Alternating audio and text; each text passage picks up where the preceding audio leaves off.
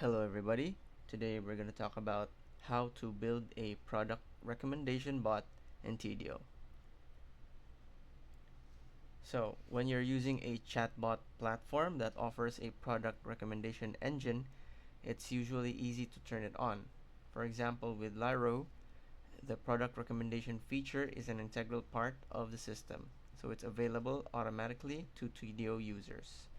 To activate it, go to Lyro AI Agent section and choose the Knowledge tab.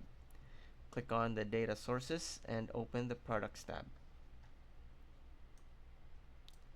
Keep in mind that this tab is only available when you integrate your Tidio platform with your Shopify store.